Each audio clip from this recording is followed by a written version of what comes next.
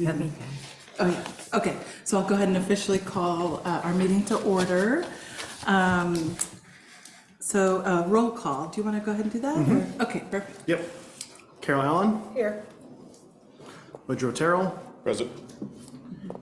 Jenny Abling, who is just out. Yeah. Yep. Sick child. Shelby Stephenson, Here. Victoria Rizzo, Here. Twyla Harrington, Here. Mary Howell, Here. Chloe Cohen, Here. and then I know Sarah is out, and then Shirley Winters, Here. and then Captain Asboe is here, but he is out for a moment. Are you covering for your boss? I'm marking him down. Is Sarah, Dr. Han Houston on our list still? She's not. I think, Oh, okay, I just wasn't, I yeah, hadn't it's seen. just on the roster still, so I Okay. have to, Sarah's got to Carol update can it. go first, then I have more information. I was just going to ask Ray, Yeah? our guest speaker, do we know who Sarah's replacement is from the district? One, no. I emailed Wade, chief of staff and the superintendent. He's talking about another issue since then, we have to respond to that one. I'll love Wade again to find out. Because under the code, the preference is to try to get somebody from the school district on board. And second, I was gonna say, she is now semi-retired and she is a professor at George Fox University. Nice. Nice. So I tracked her down because she didn't get her card, it came back in the Oh, mail. yeah. So I had to track her down, so I wanted to thank her, she's very nice, I like her Yeah, a lot. yeah. So I'm gonna talk to her the next couple days. I'll just tell her that you all miss her. Yes, yeah, she was wonderful. So we can open up for public comment. That's the next thing on our agenda. Goody! Do we have, nobody else? Okay. Ray, go. Go ahead, Ray. Oh, wait. Great, thanks. Sandy?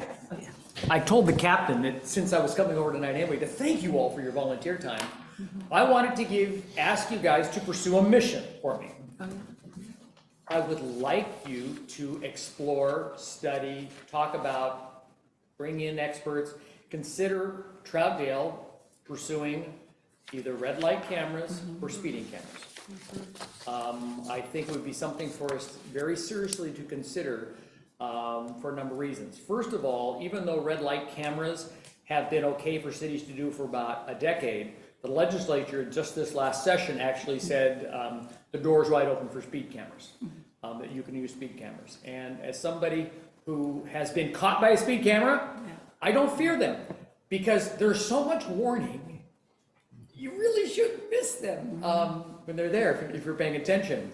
But I don't know if all of you know, I've been involved with your law enforcement community since 1983, spring of 1983.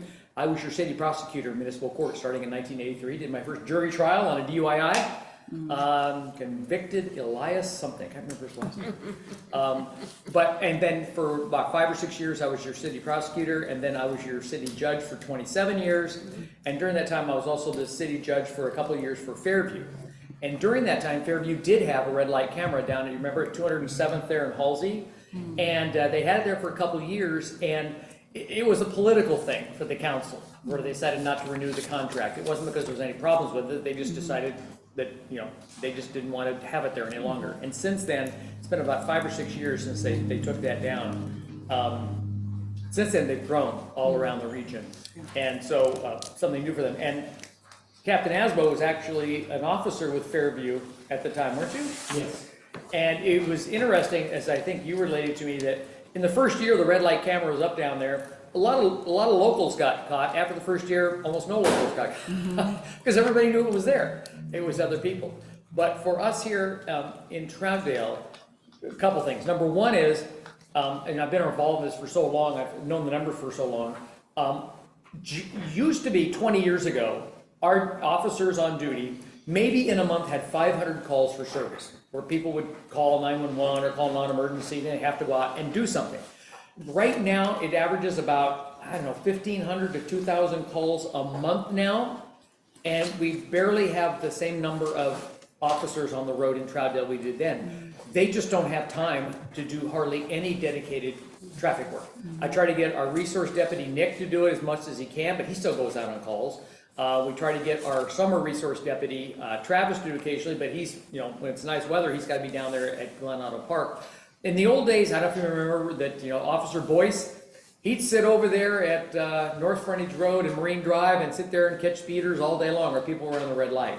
We used to have Joe Storgy, who's now our code enforcement officer. Joe used to be our motorcycle cop, and he loved doing traffic stuff. We just don't have the law enforcement resources to spend much time on traffic and with those calls. The second of all, the traffic has gone crazy. Approximately 17,000 vehicles a day go down 257. And I get more complaints from our citizens about running red lights at 257th and Stark and Halsey here in Stark than any other traffic complaint in the city. We do get some speeding complaints, so we should look at speeding, but when we do the research, did you guys get explain how we do speed research? We have those secret little radar devices that we hide on posts, and they can, for over a 7 or 14-day period, they just record every single vehicle that goes by, not the identification, they don't take pictures of them, but they just register the speed for every vehicle that goes by 24/7, and you get this chart that shows you what's the speeding like. Are people really speeding? Because quite often we experience people who, everybody says, oh, there's so much speeding on this road. Well, when you do the research, it's like, no, 85, the engineers tell you that 85% is the number. If 85% or more people are going the speed limit, you really don't have a speeding problem on the road. And that's usually what we found. We just did one on, I don't remember where it was. We just did one we've done a couple places in town and hasn't been a speeding problem. But it's something to consider if we want to do that. But I think the thing that I would like to, ask for you consider first is the red light cameras. Because I was involved with it. It's pretty nice. I mean, in the old days for traffic tickets, it's the he said, she said. Da-da-da-da-da. No, it wasn't. It was green when I entered the intersection. It wasn't yellow, or it was this or that, or no, I wasn't across the pedestrian line and it turned red. When you have the red light cameras, the view is perfect. You have several different views of what the light is doing at the same moment. You see the car going, and when it was in court, you look at the person going, "Did you look at these?" They go, "Oh, okay," and it made it very easy. And I want you to know, it's not about money. It's not about money. It's not about making money. It is about safety. And it's about the fact that our law enforcement officers don't have the time to do that. And really for our citizens, as I indicated, most of the citizens, after a while, figure out their cameras are there. And it's really not about our citizens. It's about the people that are blowing through our town, ignoring our lights. I mean, how many of you have been there going south on 257th, turning left to come up Buxton? And I've sitting there and I've seen at least 3 or 4 cars turn in front of Plaid Pantry on a red light. After they've had plenty of time, but they just don't want to sit there and wait. And it's just an accident that's going to happen. So, with a law change in terms of speed cameras and the long history that people have in the technology with red light cameras, it would be a great way to supplement our law enforcement resources to provide some safety at some of the more dangerous intersections of the 2 I indicated. I've talked to Captain Asboe about it, so I would like you to, get some information. We can provide you, articles that talk about how they work these days, and we can kind of set them up however we want to. It's not like they're trying to catch you right at the moment it turns yellow. We can adjust what those, where it catches you, and every one of those tickets, has to be reviewed by a law enforcement officer before the ticket goes out. So there is that review. And so, but all that information would come to you if you wanted to put it on the agenda, get to the information. There are a number of cities. Tigard, I know, has 3 red light cameras. Beaverton has a bunch of them. They're pretty common around the metro area these days. And so there's other cities we can bring in to talk to you about how they utilize them, how they work, what the citizens have said about them, because it's nice to have some metro area experience with them in other cities. Bring that to you. And we've talked about finding a couple of the companies that they use for this, because what it usually happens is you hire a company, they come in, and they put them in, they monitor them, they maintain them, and then they're just entitled to receive a certain fee for doing it. And the plan is that the tickets that you get will pay for the cost of it. So it's not really a moneymaker. It just covers the cost and provides safety. So if the committee decides they want to do that, it will be great to provide you all the support, because what I like to do and what the council wants, I don't want the council even to talk about it until you guys have had a chance to think about it, vet the whole idea, talk about the whole idea, and see if it's something we want to pursue for Troutdale on a couple, maybe trial basis, on a couple different intersections to see how they work. So that was a long public comment. Madam Chair, is there any questions from the body before I run out of here? Go home and eat No, dinner? not at all. And actually, we're, on our agenda right tonight is, I asked everybody to bring their goals, Oh, for okay. the committee. So if this fits in nicely into one of the goals that we all agree on, I think that would be a great fit, for sure. Cool, Yeah. great, thank So you. we'll see. I'm curious, I'm anxious to hear what everybody's thoughts are about goals, so, yeah. Gosh, I these, think, these two cookies are me, thank you. Thank you. Anyway, again, I do thank you all for your time spent here in the evening talking about these things, and we really do appreciate it. And make sure you finish those up, because if you don't, they're gonna take them upstairs and the deputies are gonna eat them, so. Not the worst thing. Anyway, again, thank you so much for your time. Yeah, thanks for Thank you. do we have any public comment? Sandy, do you have any public comment? Remember, Sandy can't, Does she not have audio she visual? doesn't normally participate, because she's a city councilor. Oh. They have certain. I'm just here to Oh, I listen. didn't know that. She's Yes. not allowed to speak. So I'm so sorry, Sandy Sandy. can be in the background listening. Okay. But she can't voice She's an like- opinion or anything Oh, like no, that. that feels awful. She's on for a second. Can you hear me? No, we can't hear you. They did it on purpose. Okay, at least I can. Yeah.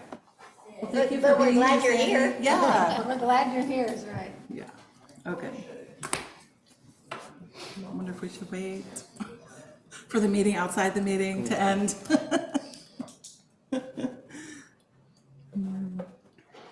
Oh, she's coming. Okay. Okay, on to updates. So I see that, I think that update is a leftover from last month. I don't Yeah. have anything outside of the statistical data to share with you as far as updates this month. Yeah. And we're, yeah, we haven't made progress yet on the dashboard stuff, so that'll be, should we move, it's okay to move on to minutes? Or did you have anything I don't beyond have updates? anything No? further Okay. in regards to updates. Okay, and I don't know if people have questions about the reports that came out, or if we're ready to move on to minutes? Well, isn't he gonna review those in a little bit? I don't know, are you, is that? Yes, That's number number 5. 5 is. Oh, review they're of just, monthly they're reports. uncoupled. So for some reason there, I Ah. think that updates was from last month and it Okay. just got left over. Perfect, okay. Oh, good, okay, then So I will don't do ask this. questions yet. They're coming. The minutes, does anybody have any changes? Yeah, the July 13th, I joined by phone, and it says I was absent. Oh, okay. I think. Didn't I join by phone? Don't know. I don't remember. Maybe I wasn't. That was the very joined our first- meeting, our very first one, you did. Yeah, because you were at a camp. You were at a Yeah, I was camp, at a a Boy camp. Scout. Yeah. Oh, yeah. So going to, I think. I could be wrong. Yep, you're right, you're right. any other changes that anybody found? No, I did miss that one. Did you? Oh, okay. Yeah, it was the other committee that I was at camp. Yeah, that's. Yeah, why I all right, sorry. remember. I was confused. Oh, okay. Okay, so It no happens. updates? No amendment. Yeah, no amendment. Yeah, no. Okay, and then, let's see, if there are no corrections, well, do I have to ask for? Yes. Okay. I'd Does like to make anybody? a Oh, good, thank motion you. to approve. Motion to approve. Second. All in favor? All opposed? Okay. Then next is now the review of the Now I'm on. reports. Thank you. Good evening, Madam Chair, members of the committee. I will be going over the August statistics. So we're updated, or on track to be updated with the previous month's stats. So this will be August 1st through August 31st. Looking at calls for service, we had a slight increase in calls for service. There was 858 calls for service this month. And that's compared to 706 the previous month and a year average of 783. When I looked over the statistics, I saw that we had a substantial increase in extra patrol in areas. So we were doing a lot more just additional patrolling, a variety of areas throughout the city. So last month, we only had 55 incidents of extra patrol, and this month we had 161. So that accounted for the increase in calls. We also had roughly 30 more traffic stops than we had last month, so that makes up kind of the difference in that number. Of those calls, 362 were dispatch calls for service, and 496 were self-initiated calls for service. Of the dispatched calls for service particularly, 68 were priority 1 or 2 or emergency type calls for service, and 289 were non-emergency calls for service. Looking over the traffic accidents, we had our traffic accidents were fairly comparable as they are this time of year to other months. Looks like kind of our typical spots where we tend to see accidents occur, which are like 257th and some of the intersections along 257th, particularly like Columbia River Highway and Stark. But other than that, there was not really any patterns or anything like that. Stolen vehicles, there were only 2 vehicles reported stolen within the city in August, and that's as compared to 7 the previous month and a previous year's average of 10, so it's substantially down.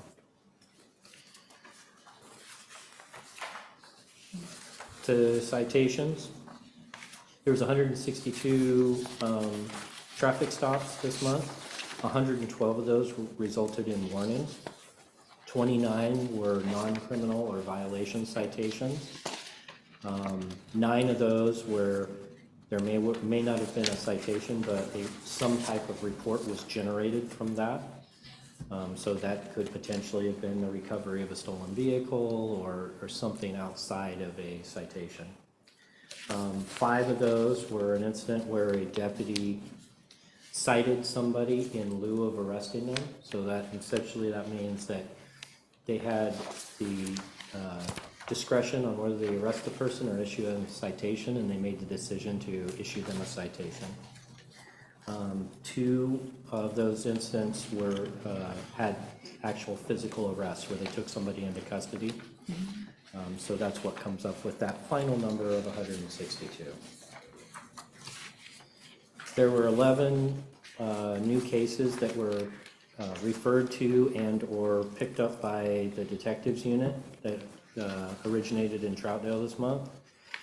And of those 11 cases, 4 of those cases have already been disposed or have already been resolved. And they also resolved 2 additional cases that occurred prior to August. So total of 6 cases resolved that had been referred to detectives. And looking at the calls for service log, there was nothing that stood out as extraordinary in that. Pretty typical month. So nothing that I think warrants any further discussion on that. I did want to bring a couple new things to your attention. Last month there was a couple of questions. One of them was about metrics for incidents where a call or a crime, essentially like a crime report originates in Troutdale, or a crime occurs in the city of Troutdale, and law enforcement doesn't respond. So with the sheriff's office, we are dedicated to, if you call 911 or non-emergency and dispatch sets up a call for service, a deputy will come to your location unless you specifically request it. So when we look at calls that occurred where a deputy didn't respond, that's kind of difficult to quantify, because we go to every call for service unless somebody asks us not to, or maybe they are calling, the incident occurred here, but maybe they live in Vancouver and they're calling from Vancouver to report it. So what I looked at to kind of put a metric with that is our online reporting system. So I looked at online reports. So individuals can choose not to call non-emergency or 911, and under certain specific call types or incident types, they can report those online. Those online reports are reviewed by a sergeant. The sergeant will then make a determination whether there's follow-up to be conducted, and if there is follow-up to be conducted on that, they'll refer that to one of their deputies who will do that follow-up. If they find out that there is no follow-up to be conducted, then they will close out that incident. So those oftentimes, and in most cases, don't have a deputy respond, because in most cases, these are things where folks have maybe 2 months ago, they had somebody scratch their car, and once they've talked to their insurance company, and their insurance company's told them, oh, you have to have a report for that. So now they're reporting substantially later. They don't have any suspect information, so there's really no follow-up to be conducted. So in those cases, a deputy's not going to respond to those. We're just going to provide them with case numbers so they can provide those to their insurance company. So looks like in the month of August, there were 12 online reports. So to answer the question, there was 12 incidents that occurred or originated in Troutdale where a deputy didn't respond to a call or that incident, and that was due to the online report being made. The other thing that was asked about last month was calls involving vulnerable populations. And I think it was kind of, the populations kind of identified were the elderly and children. So BOIC doesn't really keep a record of demographics of who's calling. So again, that's one of those things that's really hard to kind of quantify without actually going through every single report that's created by hand and identifying who the victim of that is. But one of the things that we do keep statistical data on when we talk about vulnerable populations is our HOPE teams work with our houseless community.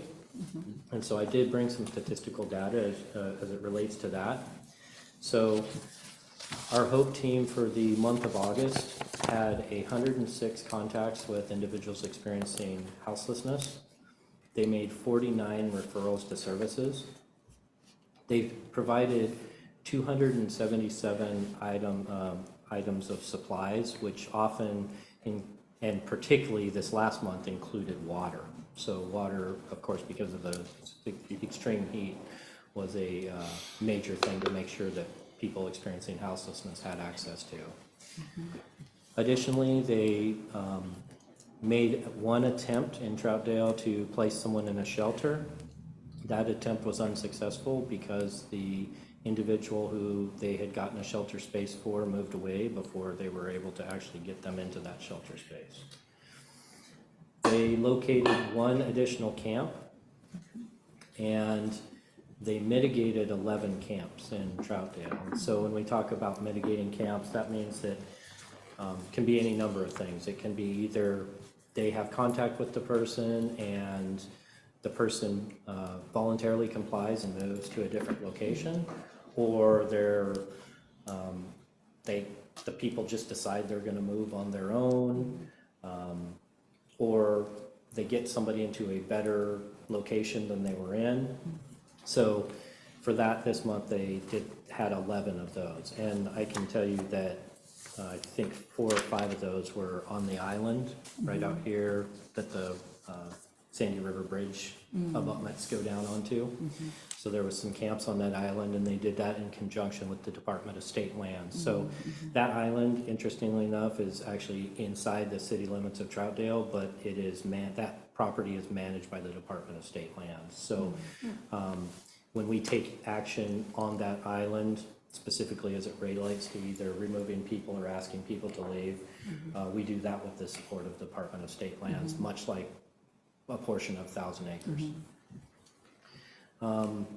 I also wanted to touch base when we talk about 106 client contacts or contacts with individuals experiencing houselessness. That doesn't necessarily mean that we talk to 106 different people.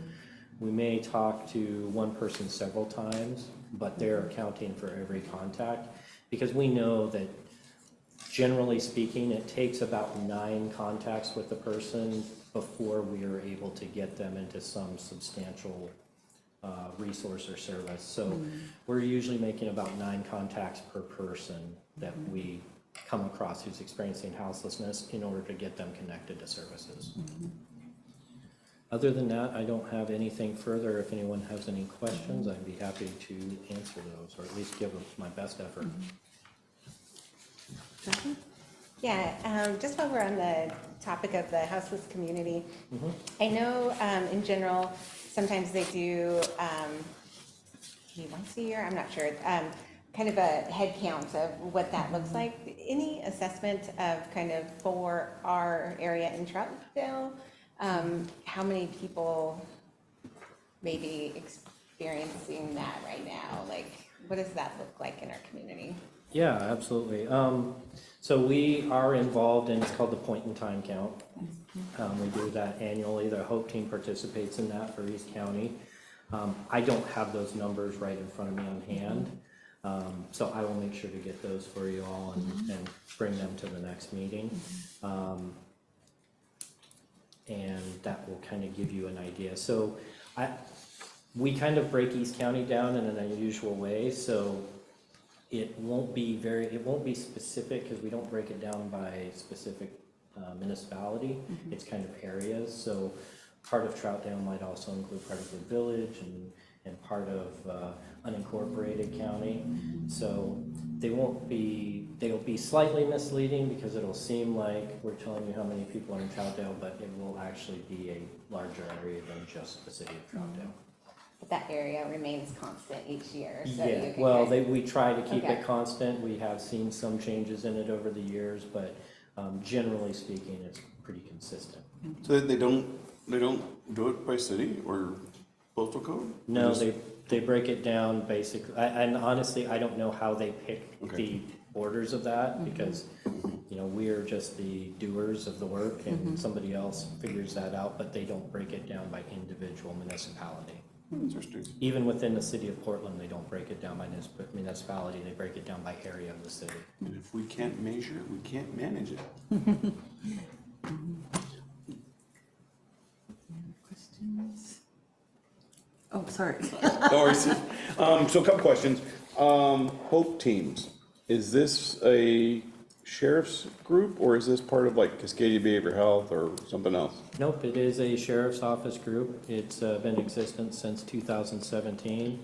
It's 2 deputies and a sergeant that are funded directly by the Board of County Commissioners, with the goal of interacting and engaging with the houseless community. For the whole county or just our area? With all the service areas all the places that this county provides service. So our 4 contract cities and an unincorporated Multnomah County.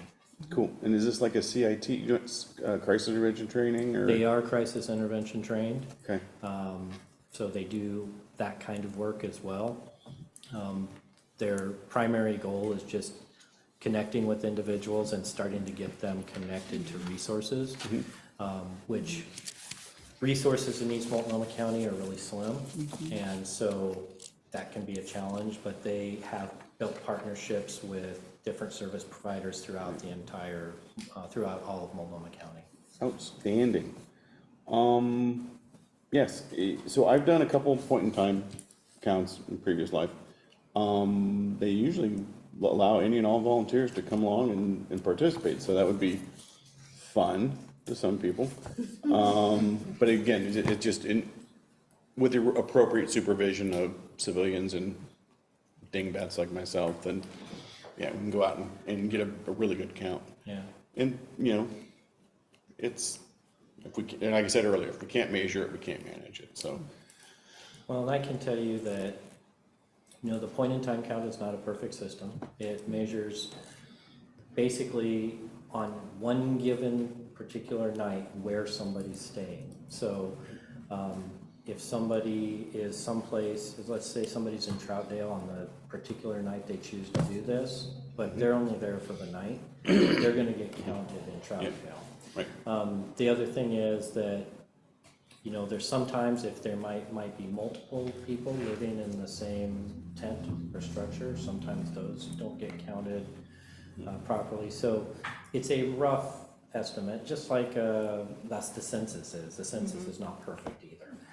I can tell you anecdotally from being part of the Hope team for over 5 years that we have about 150 or so people in our sheriff's office service areas that the Hope team's providing service to at any given time. So, of course, that includes unincorporated county and all 4 of our contract cities. So that's kind of our going number. We know that for every, you know, person that we are aware of and we're working with, there's probably 1 or 2 that we haven't met yet. So you can kind of do the math on what that number looks like. But about 150 is what how many we're working with.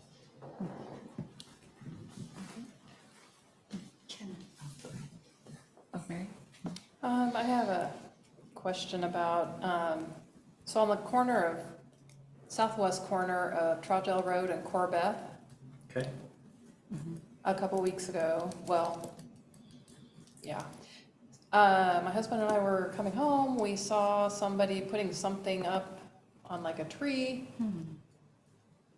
We left later and we were looking, and it was a trail cam. Oh. And I wish I would have stopped initially and said, what are you doing? I didn't know if that was city, I didn't think it probably would be, but, or who it was or what it was. He did have, I remember some kind of wording on his back, like photography or something. I didn't know if it was, for the cougar sightings, or if it was because the signs have been knocked down, or if it was just some citizen wanting to, I didn't know. I didn't know if you knew anything about that or heard anything about people putting up trail cams like that. Nope, I'm not aware of it. So it could, you're very right, it could have been any one of those things. And I am also concerned because that's where the kids stand for bus stop. But I noticed this morning in looking, it's gone, I think. Okay. I mean, short of getting out of my car and looking, but I know my next door neighbor said next time she went for a walk, she was gonna tear it down. Well, So I maybe can tell she you did. that, it would, if we were working on an investigation, that could potentially be a resource that we may use. I wouldn't share that in a public forum if we were doing that, Yeah. but, also I know that with the cougar sightings, that is a resource that ODFW might use as well. Yeah.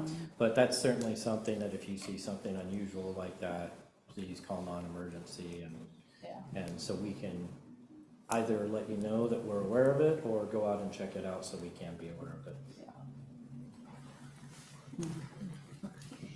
Okay, I might be asking a question that you've already answered, or I just am too new to this to understand. So I'm gonna tell you where it says law enforcement activity reporting, IGA between MCSO through Troutdale, and it's detected case activity.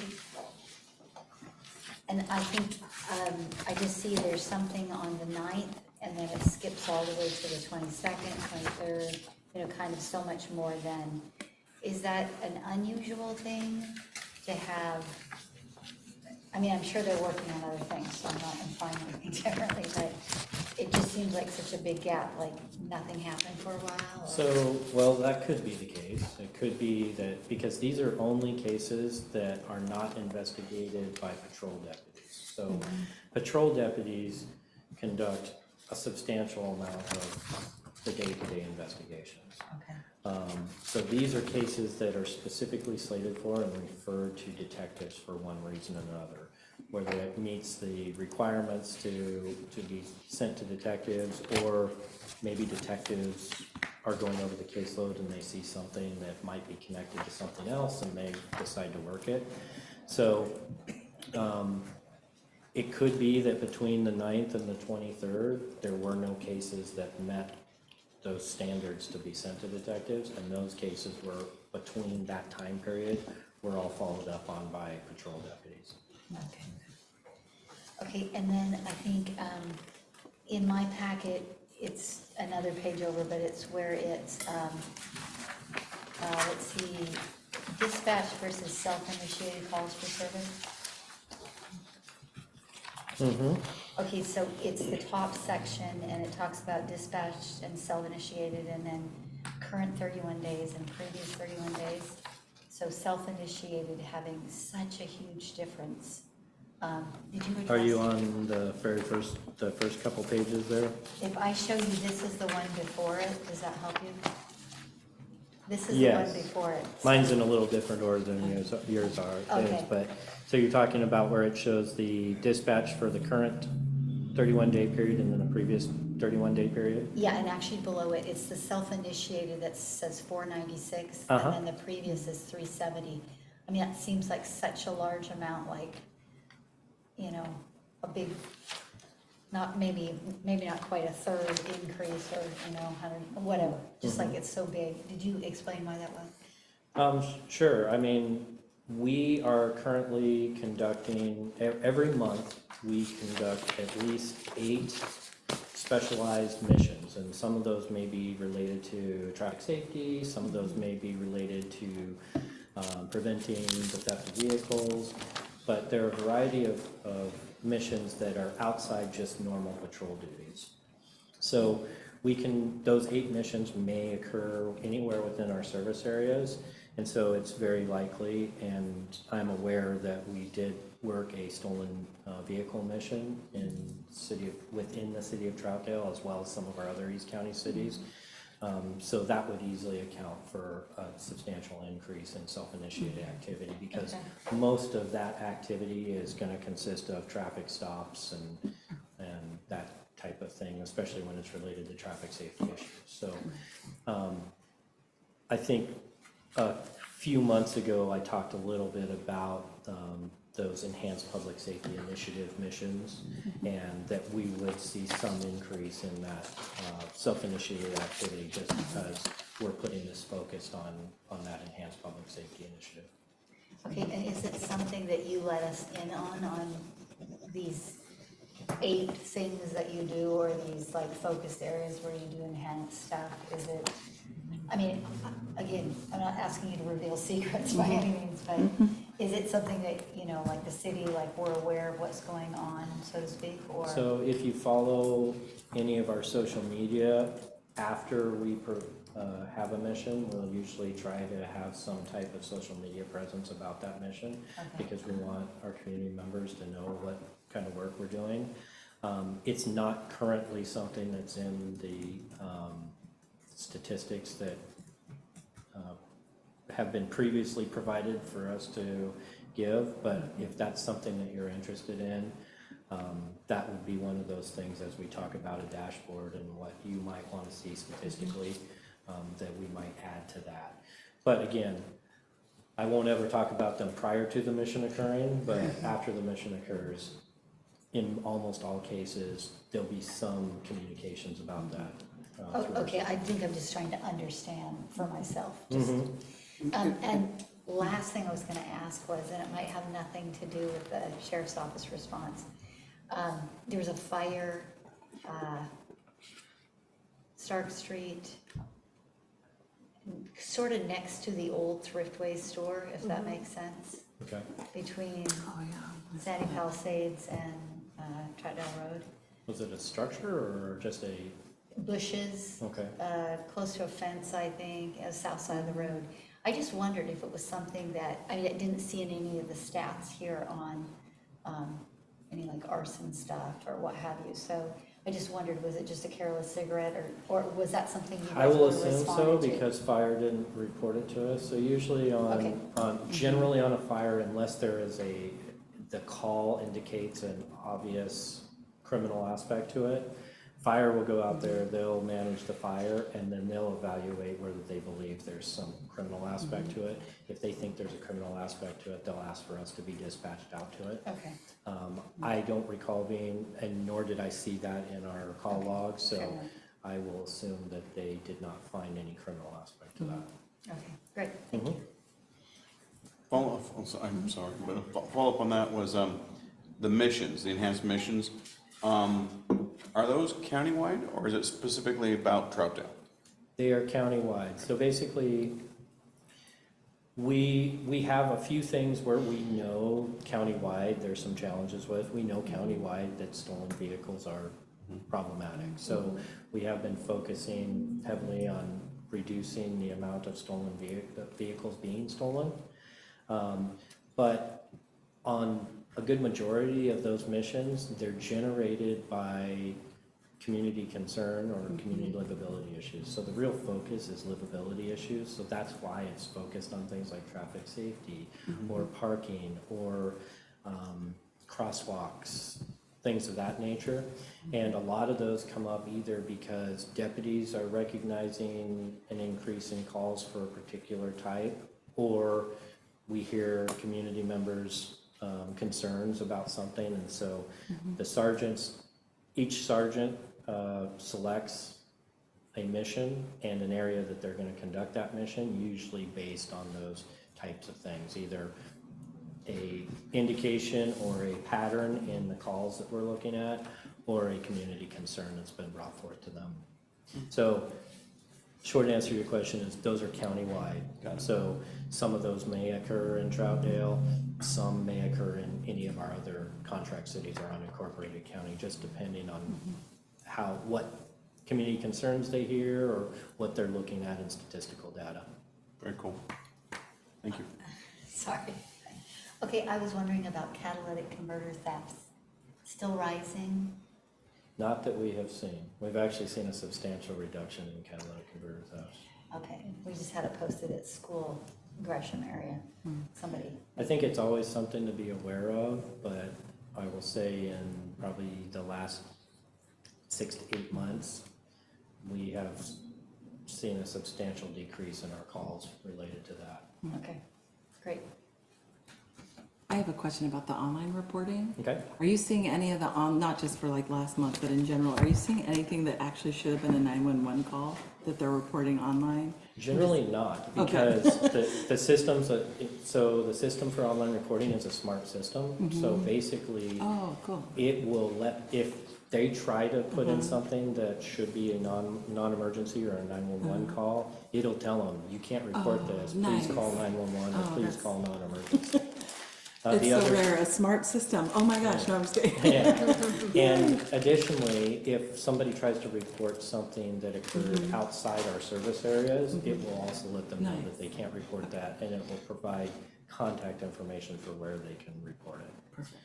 So if another agency, somebody tries to report something that occurred in Gresham or the city of Portland, it'll let them know, here's the numbers to call. Okay. Any other questions? No? Ready to move on to the next.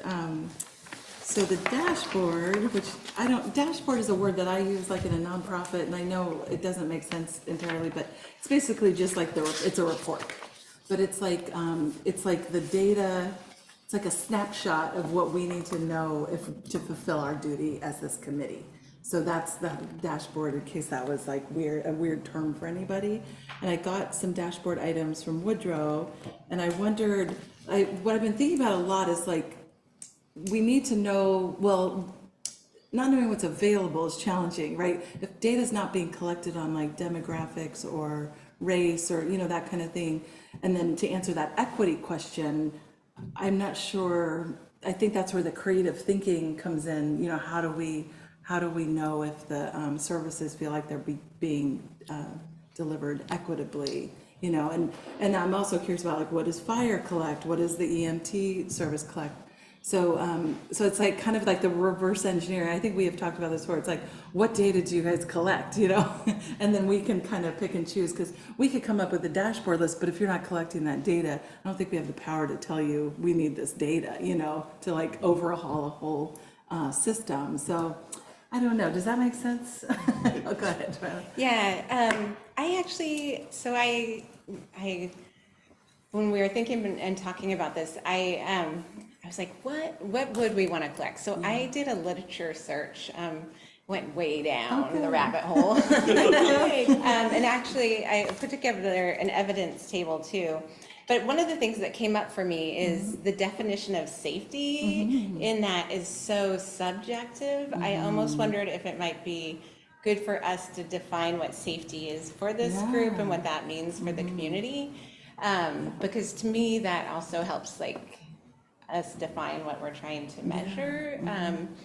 And then the other piece that came up when I was doing research and looking at that was from an equity perspective, there are certain crimes that go highly unreported and such, like the ones that are like within your family are some of the things they brought up, and many other ones. And so their recommendation, and a few, and I don't know, I'm not saying this is what we should do, but I thought it was interesting to share, was kind of measure that trending on more of a large data, like just kind of keeping an eye on it, but not being so interested in the small pieces, but then also focusing in on community and getting a good yearly community like response on how things are going and how are the service levels.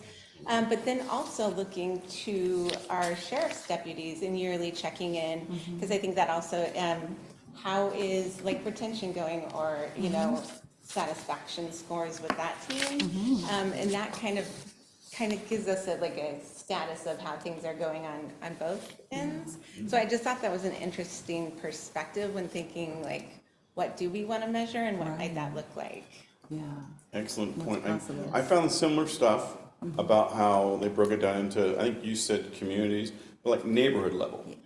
And so really getting out to a neighborhood, you know, like maybe Palisades or, you know, defined geographic boundaries, and really look, you know, what kind of responses did we get? What are their thoughts and feelings about performance, not just police, but police, fire, EMS, and behavioral health services too. So, and that's kind of where I got stuck on the behavioral health piece a little bit.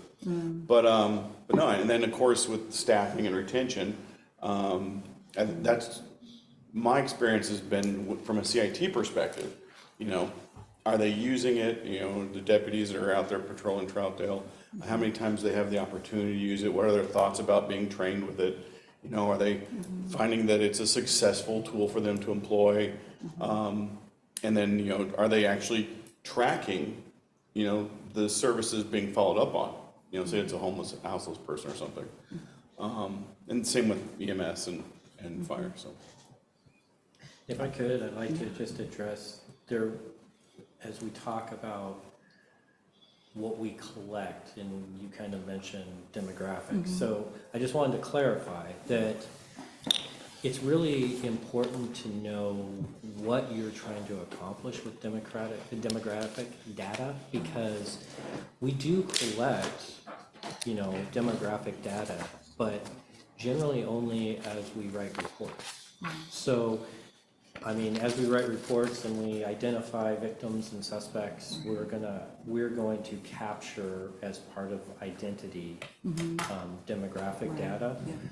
But to say like, we'd have to really narrow down what your number one, the demographic you're trying to identify, and what you're trying to compare that to.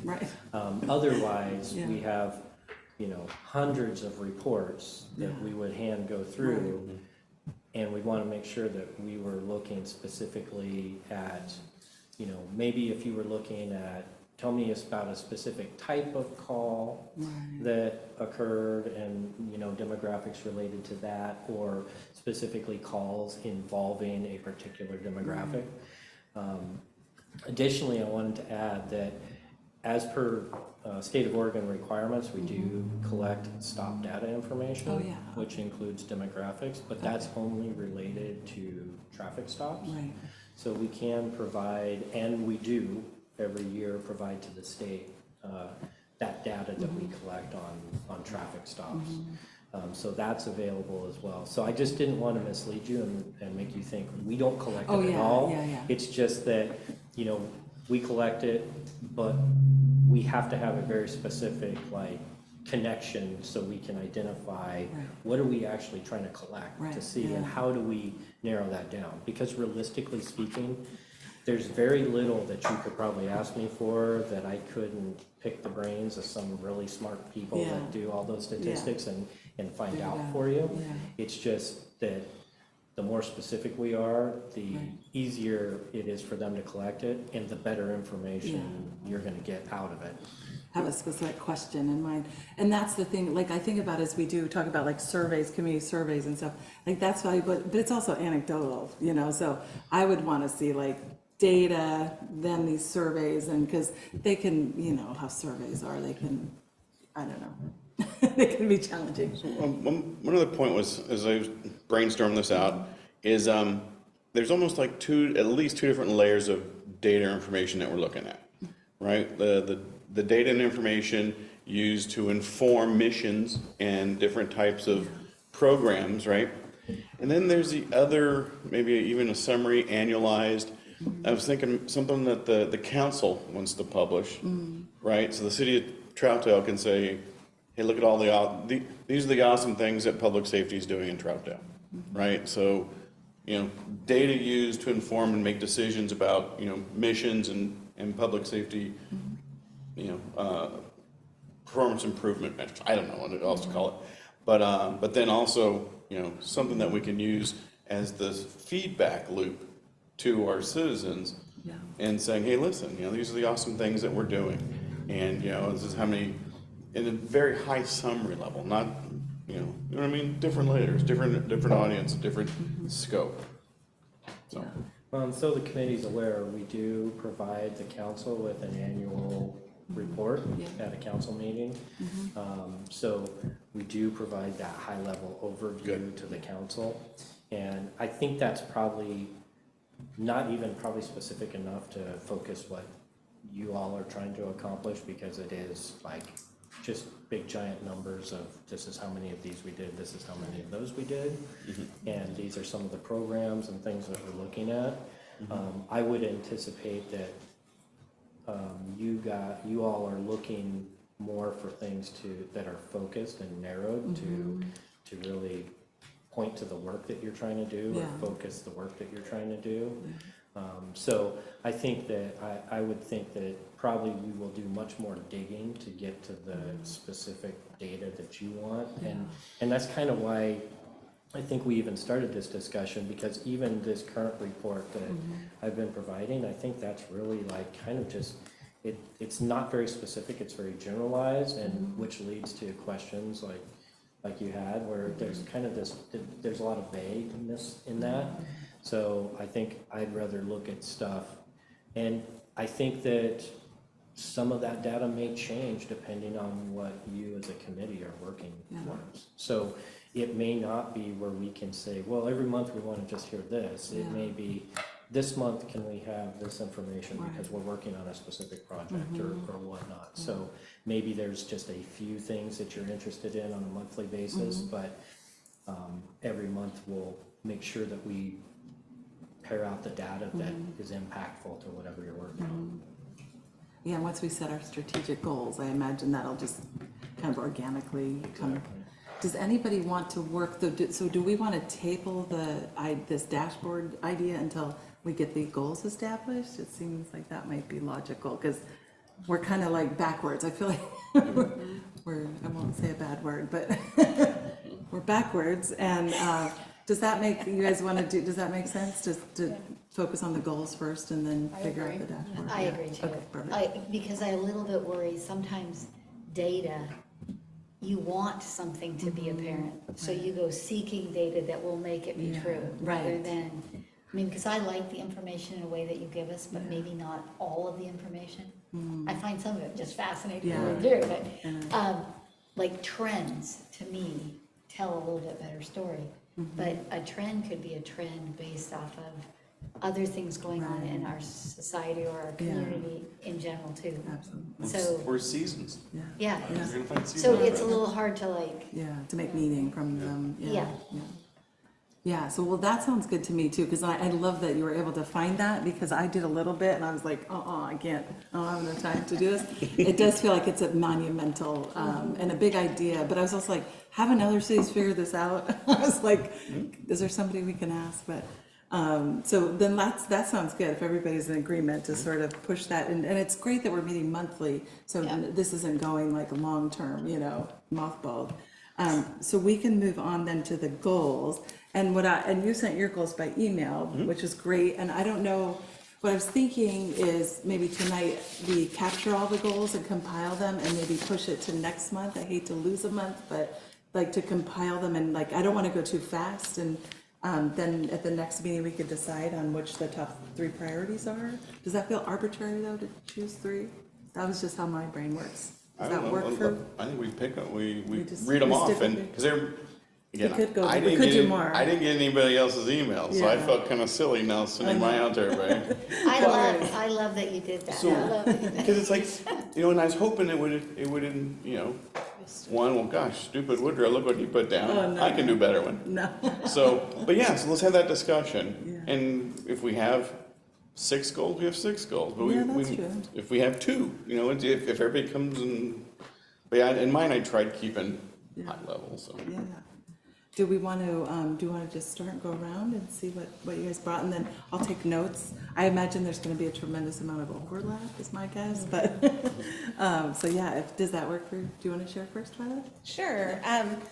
Mine might be, I was, like you said, down a rabbit hole.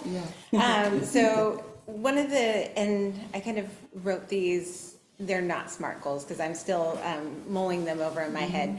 So one of the things that I thought was very fascinating when I was reading about safety was the public's perception of what safety is. And so one of my goals I thought might be interesting was to learn more about that, those factors within a community that people perceive as making something safe. So some of the things they talked about were disorderly areas, vacant areas, things like that.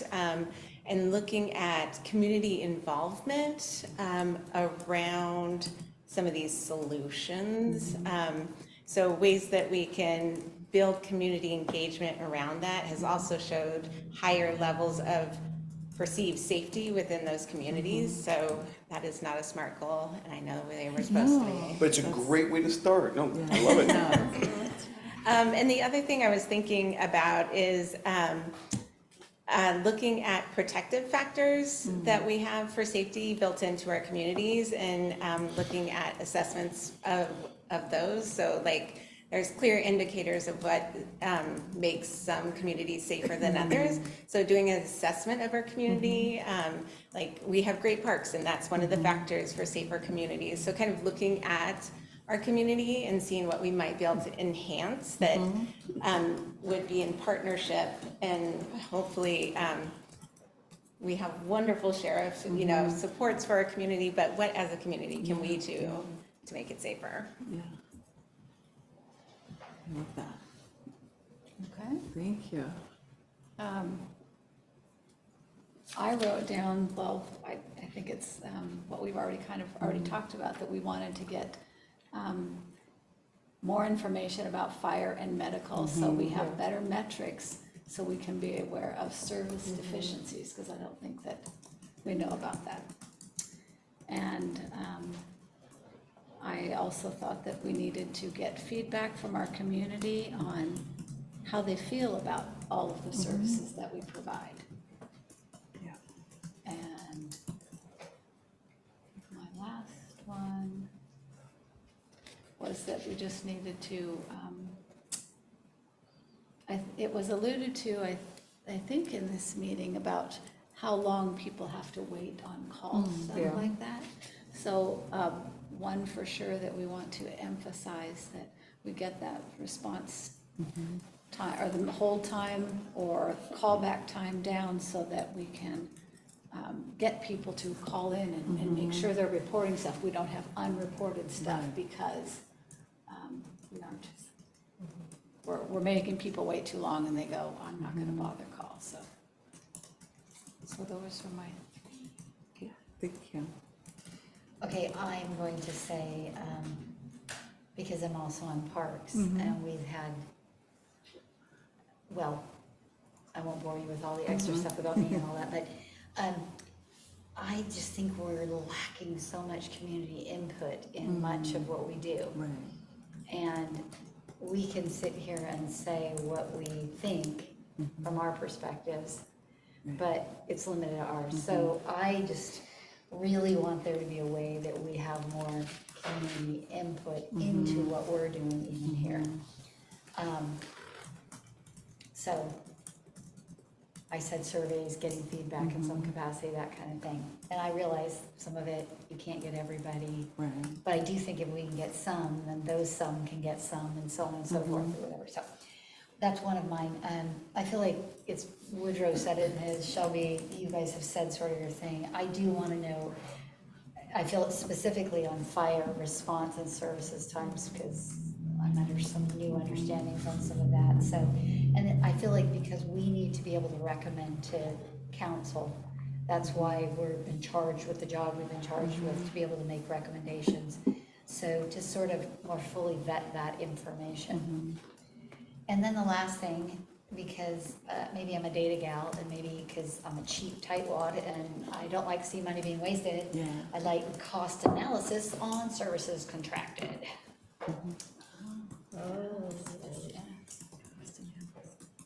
That's it. We just call that due diligence for nonprofits. It's not, yeah. Frugality, though, is something I hold close to my heart as well. Go ahead, Mary. Well, there is a common thread here, Yeah, obviously, because yeah. on top of my list is the community outreach for their input and concerns, and we never have anybody come to these meetings, and I know you all are on a ton of different, Yeah. several committees and have been on for a long time. So I am surprised about that. I think we should reach out and see, like everybody else has said.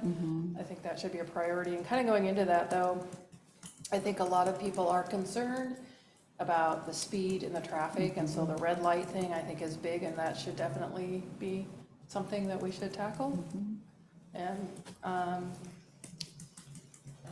okay, and this is kind of just was brought up in our last meeting about fireworks, and I don't want to be a negative Nelly, but can we do anything about that? And,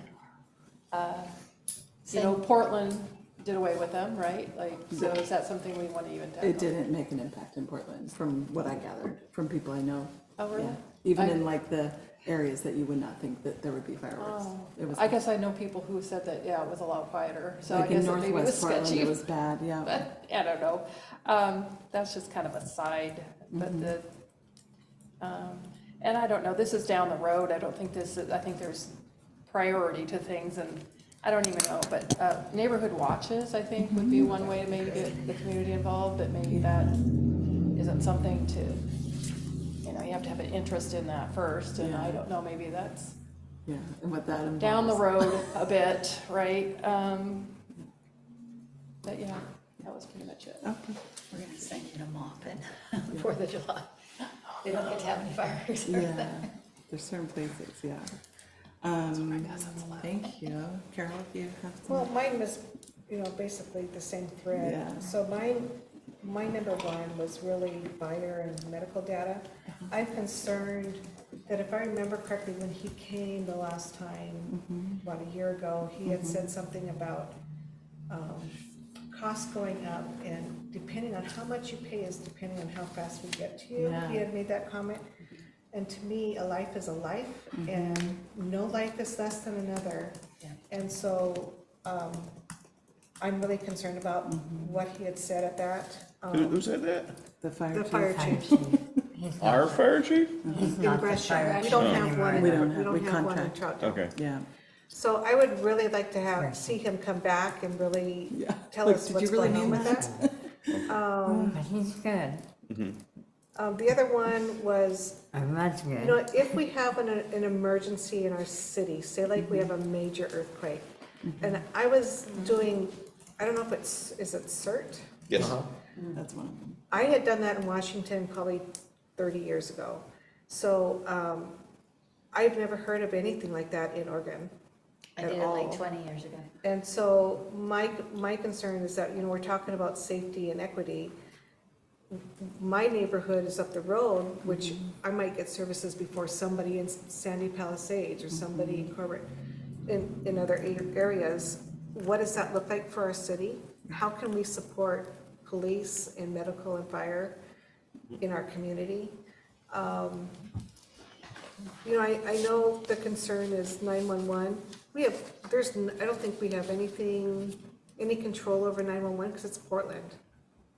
Even though we'd like them to answer their calls fast, it's Portland. And I don't understand why we're all going through Portland.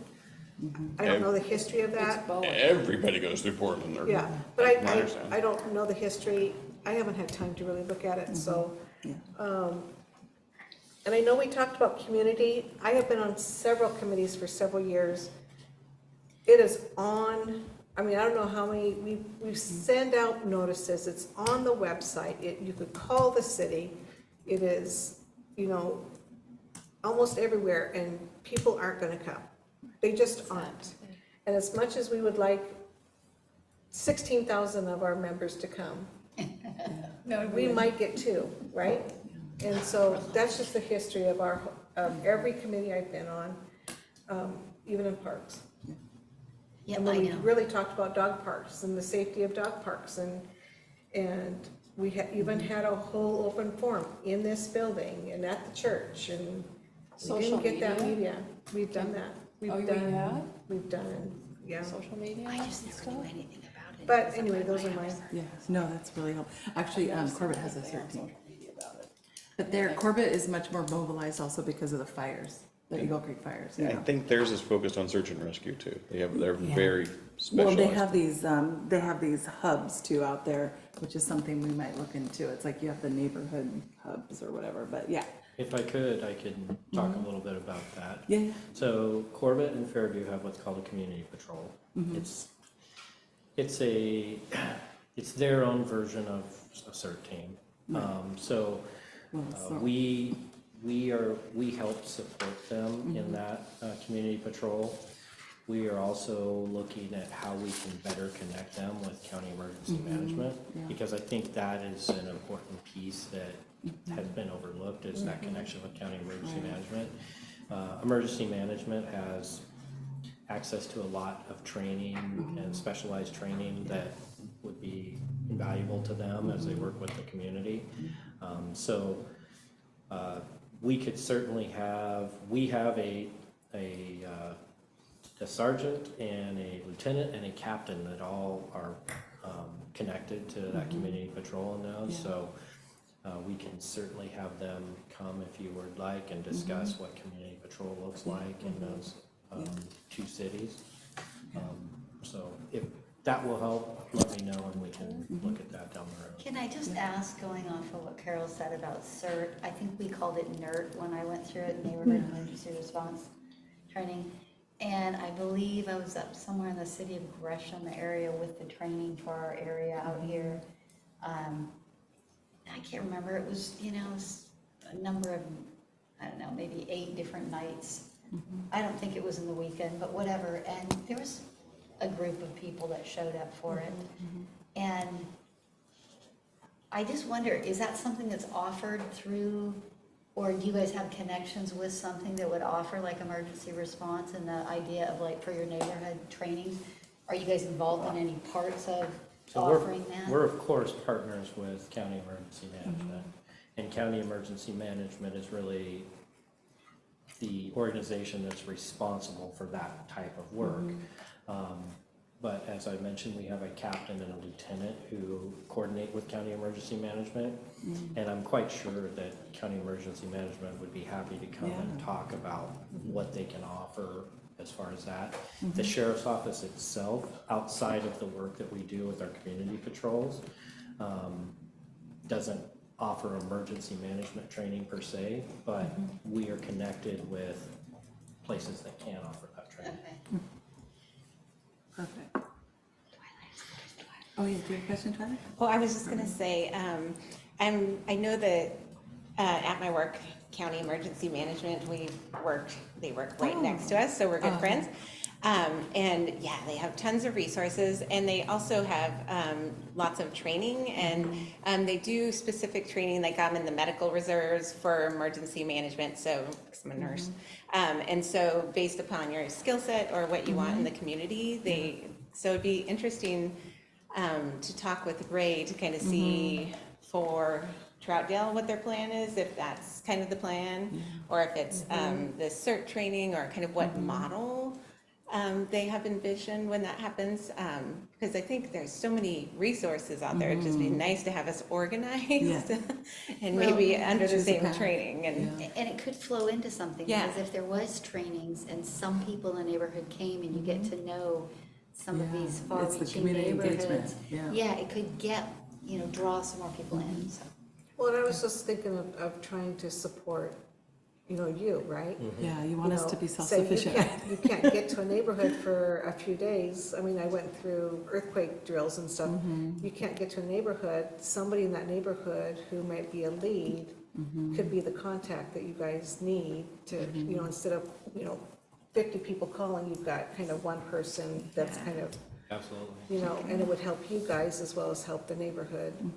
And that's been the big benefit with our community patrols in Corbett, is having that direct connection to the community, so that we have a direct point of contact in the community that has all those other relationships within the community and can assist us.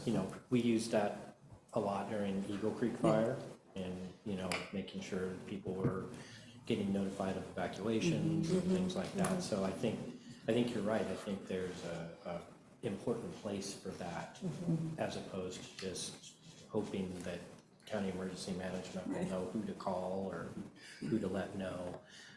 So I think that connection with county emergency management is important. I'm a trained incident commander with FEMA as well, so it's like there's so much. I know. But we got to pick a lane. It's Yeah, like just right. pick a lane, right?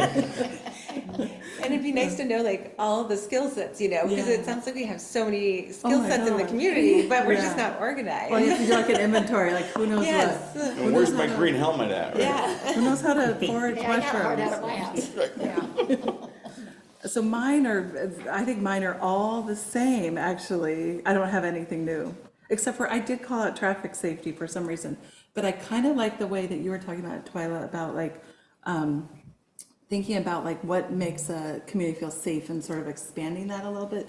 Like I walk a lot, and oh my gosh, people were passing on Troutdale Road last night, and I was like, this is so terrifying. Like it literally did make me afraid to be on my walk. And there was a road rage incident over this. So I was like, so it'd be interesting to think of like, what is the list of things that make people feel safe or unsafe in their community? So that's why I had put traffic safety down for one of mine, but my other two are community outreach and then value of the contracts and assessment, so.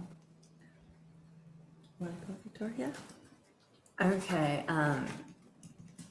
mine is, as I've been saying, since this committee started, I wanted a national night out, but unless we do it with another city, it's probably not gonna work. So some kind of safety and health night would be good, so should be a goal. Another one was, which Ray came, and I didn't know he was gonna come, was to reach out to Ray and City Council and see what they wanted us to do. Because we're here to advise them, but they're also here to give us chores. So all the committees I'm on, we usually end up doing something. So that was sort of timely tonight. So, and since so many have traffic safety, I'd say that'd be a big goal to research that. I'm with Carol I've been on these committees, I think, 17 years now, and I'm on 5 or 6 of them. And I'm gonna tell you, we have tried everything to reach out. You offer food, you get people. I mean, we've had some in here on different things, and we got people. The surveys, if we get a couple hundred people answering the surveys out of, what do we have, 11,000 people now? I don't know why. I think people are busy, and I think they don't listen, they don't pay attention, and then when all of a sudden something happens, then they're upset. Reactive, yeah. But I remember, parks and everything, we've had them all over, all sorts of public trying, lot, and CAC, we've had them too, and we've gone down.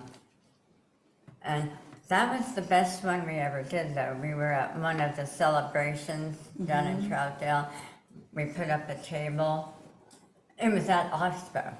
We had a table. We were giving stuff away.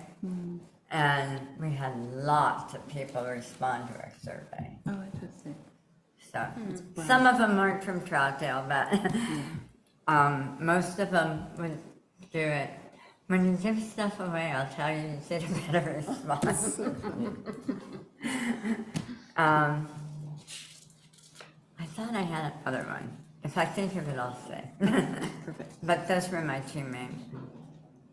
And I have yours. Do you have anything to add to the ones you sent, Woodrow? One, I just want to thank Twyla for bringing up the definition of safety. I think that was awesome. Because I was going by insurance rates and the Zillow score. Oh. You know, so where it affects my pocketbook and where I want to, you know, I guess I raise my grandkids. Is that what I'm gonna say now? Is I gonna say raise my grandkids? All right, because I don't. My kids are here long gone. But anyway, and then that was the metric I was looking at, because of course you will have increased insurance rates if you get, you know, a ton of loss, right? So I'm thinking of the small businesses. I'm thinking about, you know, people that, you know, having to pay more on their monthly insurance, not just from crime, but also fire, flood, you know, claims, that type of submission data. That makes a community, when you're not spending crazy amounts of money on insurance, you can spend it on presents for your wife and things like that. So, Madam Chair, if I may, I don't have the email you're referring to, and for the record, if you have. oh, Oh, yeah, do you want me to read them, Yeah, or do you I want? think- I'll read I'm them so here. sorry, For I the didn't even purpose think of of the that. so record, go that- ahead. that's So, important. so I put my 3 goals were implement a community survey to determine overall satisfaction of police, fire, emergency medical services. What do our neighbors feel? Short. Determine feasibility of a stated Troutdale report to include brief performance update. I'm thinking a 1 or 2 pager of police, fire, and EMS. What metrics does the mayor and city manager want to share about police, fire, and EMS performance?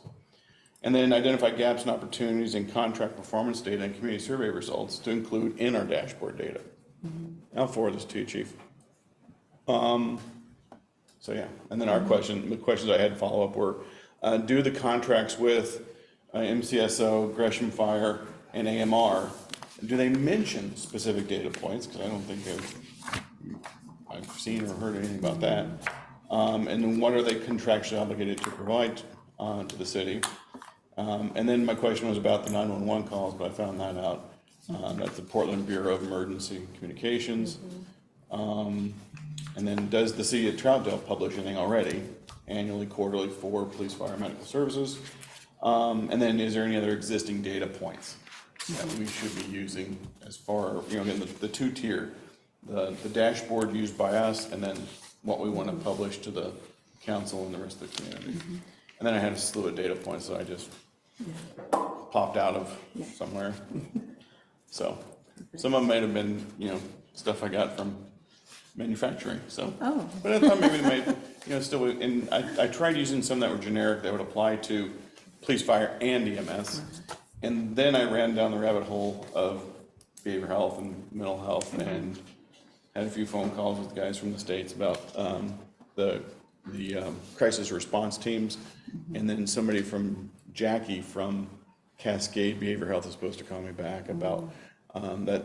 Again, I'm trying to create a feedback loop so that we know if we're sending people out, either police, fire, or EMS, because it doesn't have to be all sheriff, I don't think. Or does it? That's a question. how we can see that there's a success, you know, where if someone's coming off the street, do they have to go through a ED? Right? Do they have to get a physical evaluation done before they go to a crisis center, or I don't know. So hopefully this lady Jackie from Cascade can help me out. And I can share with you, and I know Jackie well, we work quite a bit together. But I can share with you that the sheriff's office, the county received a grant to fund a behavioral health professional as well as a peer support member. So we will have the posting has gone out to hire for that position, so we should be doing a selection in the next month for that position. And that position will be assigned specifically to our HOPE team, but it will also be doing work with all members of the community regardless of their housing status. So we will be able to provide a much more thorough kind of discussion on results and statistical data as it relates to the sheriff's office work with people experiencing mental health challenges or mental health crisis. Awesome. And then, Chief, we also have TIP, don't we, that comes out if there's like a major thing that happens, TIP is always there that we can contact and they'll come out and be with family. What's a tip? TIP is. Trauma intervention program. Have their pen right. Trauma what? Intervention Trauma program. intervention program. And the person in charge is June, isn't it June? Yeah. Yeah, June Vining. That's it. yeah. She actually is also contracting with the sheriff's office, so we have good access to June if you guys would like to hear about tips. at some Yeah, point. that might be a cool That might be a topic. good thing too, is to have her come. I know every year TIP has a, what do they call it? Fundraiser. Fundraiser. A lot of times it's downtown Portland, but. Or they have a- LNI, I think the last time I went. Was it LNI? Yeah, that last Or time I went, ALNA. LNA, that's it, whatever, a couple years ago. It's been a long time since I haven't I've been. gone, I'm not a but, gambler. but yeah, We didn't gamble. it's a wonderful community to reach into. So please let me know and I'll be happy to coordinate with Yeah. June if you would like her to come and speak at some point. I'm sure she would And be we'll, happy to. we'll do our additional topics. I'll put that one on there for sure. Because yeah, I've heard amazing things. And you had one more goal, right? Did you say? Because everybody's been asking and talking about our disaster planning. Ray will come and talk to us. Yeah, oh yeah. So, and I just talked to him again, and he's working on getting the grant too. So if you want him to come October, November or something, let me know and I'll email him. That's a short-term goal. And you can ask him all these questions about CERT and those other things too. And Carol and I are all, this is something else, we're also in another committee looking into the contracts with the police, Yeah. the fire. Yeah, that might be. We can't change 911. No. But I think we do have copies of that contracts that we got in the last meeting, because I know there was some questions related to that, so I think we could probably. Yeah. Is it, how many people, who's on that committee? Do you Us three? three. Is there anybody else or just you three? Oh, there's many more. Oh, there's more. I And is it couldn't okay tell for general people just to sit in on that? Would that be, is that a bad thing? Because I dialed in one for the last meeting and I didn't know if I should Sounds like not. you. Yeah, I don't think, I think it's a I public. didn't take you off. I just kind of sat on my hands and listened. Would it be, would you guys, would one of you be willing to give an update at the next meeting on how that's going? We can do that. Because I don't think, all of us don't want to look at the contracts and like, that's why you guys volunteered. Sorry, maybe I'm just speaking for myself. But would that be good to put that on the agenda for next time? So Yeah, we don't have another meeting until, The 27th of this month, I yeah, believe. so that'd be fine. What is your group called? It It's is like contract review or something? Public Safety Services Delivery Working Group. Oh, boy. I think it was a committee that came out of this committee. Yeah, if I remember they asked her, correctly. yeah. So thank you Hey, guys for And- volunteering. Budget, I think. Budget too, came out of budget. Okay, can I add one more thing too on that? I was just thinking that because Woodrow had sent it out and there'd been a little bit of email feedback on EMS response. Right, EMS, is that right? Yeah. And just like, I mean, I do feel like that's another important piece. So, Yeah. you know, I said fire, but maybe fire, Yeah, medical. oh yeah, almost, yeah. Because, yeah, the EMS is a little wonky, and that was the whole deal where they have two EMT intermediates when they should have a basic, Paramedic. yeah, they're getting expensive and they're not meeting their timeframes either. Yeah, I think that So, timeframe business is one Now, of the does scary. that, we have no data that shows Right. it. No, that we've never that's, gotten data from them. But we also haven't asked for it, so I kind of, that's the question. But this, I think if, it sounds like that's gonna rise to the priority or the goal list, right? So then we'll figure out, who do we ask, what can we ask for, do we need them to show up, like, what is their role, but, And I really feel that some of this data is gonna help us inform the decision about the red light cameras. yeah, we can't, that's the red light camera question, I think, is like a few steps down. Yeah, we're gonna get the data. then Because on if that, whoever is part of that working group or whatever, if they decide that's something that they want, but it's too soon we can't move out of order, sort of, or I can't, sorry. It's my, So Woodrow, get in line. no, but like, it's on the list, we'll consider it. Yeah. Well, he gave us a job to do. He gave us the option. He said that do we want to add this to our plate? Like, I know you said that they can give us tasks, but that's not how I feel at all about, because we're not meeting the basic function of this committee yet, so to be given things that are extra. But that is part of the function, because that's traffic safety. No, I think it is eventually. I'm not saying we won't do it. It's just, it's sort of the out of order thing. Like, I don't feel super clear that that's something that is a priority, actually. Or I guess I would want our group to decide that that's a priority. I don't think he gets to set our priorities, though. But I could be wrong. Am I wrong? I think that there's a real thin line. I think when our city manager comes to us and says certain things, we need to really take that into consideration of, is that part of our goal or not? Right. Yes, he can't say, you're gonna do this. Right. But at the same time, we have this committee because there are issues that we have to deal with, right, in our safety, and we have to figure out what that is. I think, since he asked us to explore, because that's what I wrote down, explore and study about the red light and speeding light, we should at least take, out of respect, to really just set aside a meeting and talk about that. Bring people in and But at to least do that dedicate it. before setting the goals, or, That is a goal. And he But came we to haven't us actually as said a that. public person, not as. I guess we have, go ahead, Tyler, do you?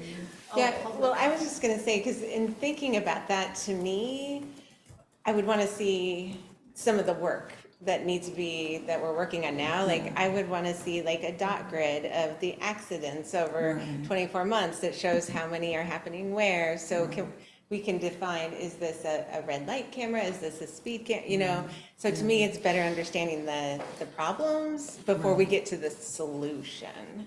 But that's part of the study. What, we can't do the solution for the problem? What you just said is part of our study. Right. That's what I was thinking. I'm like, if we could get this foundation, I feel like it's a natural extension of that work. No, I think I do think it fits, because traffic safety is on my list, so I'm not Yeah. like against it at all. I'm just thinking of process. I don't want But to we derail can't what we're keep doing. kicking it down the road. We That's can't how everything works anymore. Everybody kicks it down the road and nothing gets done. I will, as chair, I will ensure that does not happen with us, because I'm not going to be the chair if that's what we're doing, honestly, because, we all have other things that we could be doing, so if we're going to be non-productive, like, that's definitely not something that I will tolerate, so, just for my own time, But I would like to set the goals first, because I feel like until we have the goals set, we don't know where we're pointing, and then it can go random a little bit. So that's my only concern, and I also am concerned about dissipating energy, you know, if we're kind of veering off a little bit to talk about such a specific solution. But most that of we're- these committees that we're on are specific to certain things. Yeah, Then you make recommendations. I think we'll get specific within a couple of months, would be my thinking, but do you feel, just to take a temperature check, do you feel like this should be, like, should we put this on, like, the primary thing for next week? I think we should Or next maybe month, sorry. take everything that everybody brought up tonight and put it on a list. Yeah. We could all kind of look at it, think about this till next, and then next we can discuss Yeah, what we think should be dealt with first, second, or that sort of thing. And there's probably nothing saying that we can't maybe deal with two things at the same time. You know, and then go from there, instead of deciding here tonight what we are gonna make first, second, because right, you know, yeah, we have, we could just discuss it, right? And I think we had talked about subgroups, and I think that really will pick up the speed. Right. Like, once we figure out goals, and then we'll have those subgroups, so, like, one of those might be like the traffic cams or Right. other things, so. does that, but, or does anybody feel like we want the whole committee to take this on? Like, for next agenda? I think the whole committee should take it on because there'll need to be a vote to recommend it to Yeah. council. I agree. So do we want to vote on whether the whole committee, I don't personally think the whole committee should work on it because it's so niche and specific, Well, but I also The don't, the I chief just will don't, bring in some information. yeah, Are we talking about And- red light cameras or? yeah. Yeah. So my. Or speeding cameras, he said both. Yeah. Red light speeding, I lump in also the change indicator for emergency management vehicles, and this is the same type of thing, because it goes in the same place. Yeah. And, I think that we only have 1/3 of the data. I think we only have police, which granted, it's a great source of data, but we're missing fire and AMR EMS. But not related to the cameras and Oh, the- it's totally Yeah, it's related to the totally- cameras. Oh, those 'cause- are? Because, again, I tied the speed cameras into where do we have, accidents and incidents Oh, I see. affecting, Yeah, service to, fire response and EMS response. So I think we're only getting 1/3 of the data, I think, I don't know, maybe Well, the call data From includes. all these reports and what everybody said, it's 257th and Stark, 257th and the highway. But if I could remind you, the last time, the chief mentioned that it's a tricky area there at 257th and Stark, because it's Gresham's piece too. So there's probably like a bigger fish to fry there. I know that intersection is kind of a hot mess. But Gresham's been working on the camera thing too. If I might make a suggestion. Thank you. So it sounds like you all have a lot of questions about the kind of inner workings. So I know that in my experience, when we had these at Fairview and we had these put in at Fairview, the company actually came out and literally did all the traffic studies in advance. Yeah. So they were able to present, in this case to the council, like, here is your problematic Right. intersections. So they kind of took a lot of that work Yeah. off the plates That makes by sense. just doing those traffic studies. So I think it would be even additionally helpful for them if, based on the data that we can provide related to where you're seeing a lot of accidents, that might focus them a little bit. But so if that's something you all are thinking about, it might be worth at least having that conversation with a company to get them to start doing that study and do some of that work for you. And are we allowed to do that, or it seems Right, crazy that like, I'm Right. sure the companies would be willing to come out and give a presentation and look at that process. I don't believe that they required a commitment.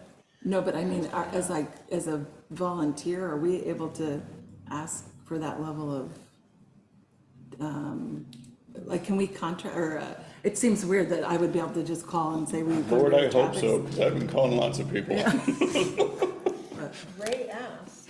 I mean, Ray said that we could have them come and talk. we And could he bring would in do that, or specialists.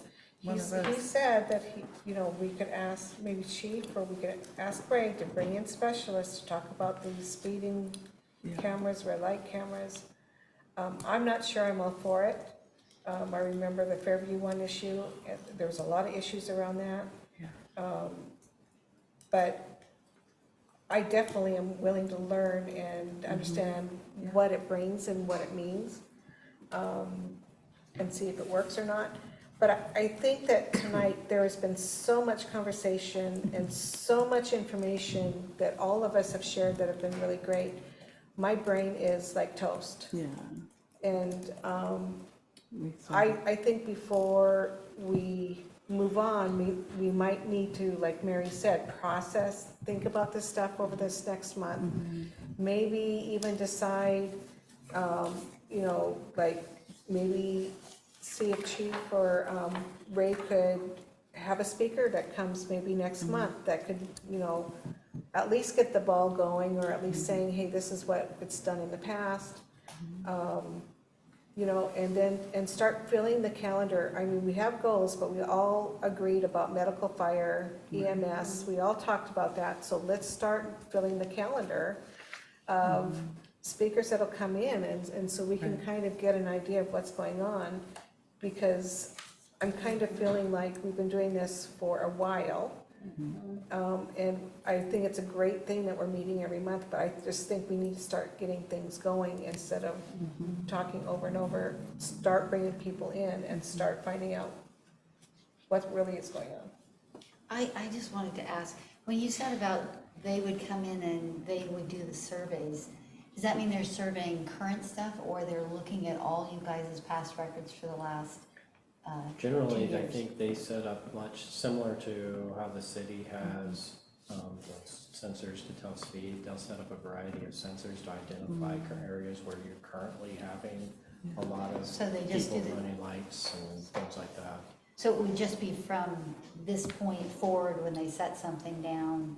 Yeah, honestly, I don't know how much historical data they look at. They may look at historical data. That would be a question for them. Okay.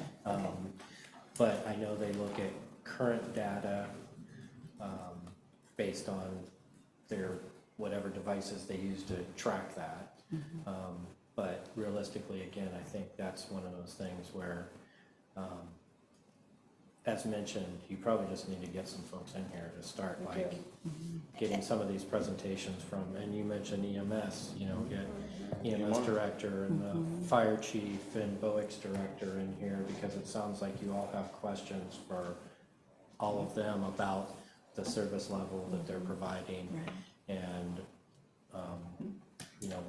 we can certainly make those requests, and I would submit that as the chair, that you certainly have the ability to make requests to these individuals that are providing a service to the city, just like you can request me to come in, you can request them to come in just the same, so. Would it be, just in terms of process, would it be best for me to like look at our schedule and then invite them, or say these are our dates, would you be able to come to one of these, or? Yeah, I think that would be the best, is just look at, just reach out to them, and I can certainly work on getting contact information. Yeah, If that you would- need contact information, you just need to let me know who you want contact information from. And I can work on contact information, and then you can reach out and explain to them what you would like and coordinate with them for the calendar, so. And find out if they already provide any data, either annualized or, EMS might be doing annual or. Well, they've never provided this committee with any data, but I don't know if they've provided the council. But just in terms of time, I'm a little worried because we still have more agenda items, but do we want, and the next one is actually additional topics, areas of public safety, but I think I kind of know what we want. Is there anything we didn't cover that's different? Because we don't want too many, right? So I have like emergency planning, fire, EMS, 911, the traffic study people. I had a couple of topics that were in another committee that, to bring over. One was, and I don't know if Sheriff, this is something for you or not. but, Adrian and Citizens Advisory talked about how, during the First Fridays and some of the other events downtown, we were using this parking lot, or empty lot. Home Forward is gonna go in there now. Anyway, cobwebs, but I guess, we used it for parking for the vendors and things like this, and I guess they're gonna start construction on that. And so when we start doing our events downtown, that's not gonna be a viable place to provide parking. And so the question was, who do we talk to about, getting the planning in place? That's not That's not us? That's That's the sheriff? not us. Okay, good, just checking, all We right. don't care about parking. I don't care. No, we've got Parking. CAC, we've got CAC and Parks always nagging about parking, so. Yeah. All We right, don't- so that was the Parking one is not piece. to the safety, except for people are crazy when they can't find a parking spot, then it's The our bigger health, purview. then we'll Yeah, talk about yeah. the. Well, Okay, if Mr. okay, here, okay. she's a nice. All right, Use the plaza. no, that's all I had then, 'cause then the other one obviously is the same Yeah. type of thing, and so now I retract that question. So, yeah, so I feel like, so we kind of moved to the next one. Twilight? Oh, sorry, Twilight, did you have something? No, I just was kind of jumping back to the, and I'm gonna say this, but I probably will regret saying it.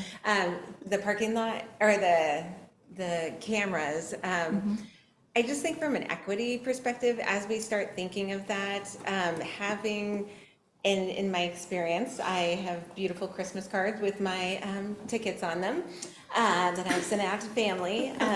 But usually that's a ticket and that's like money that people have to come up with. I'm totally open to exploring that, but I'm also open to exploring other ways that people could repay that may not hurt them financially, Yeah. like community service or something, or classes. I know. You can go in to the traffic past. school, I Yeah. know. But Been I there. do think from an equity perspective, Right. like, there's many of us that would be fine, but for others, that would be very hard on them, and Right. there should be some other equitable way that they could give back to the community. Yeah, that's a really great idea, because we're talking about community engagement. It's like, well, you did something bad, now you engage with us. And, yeah.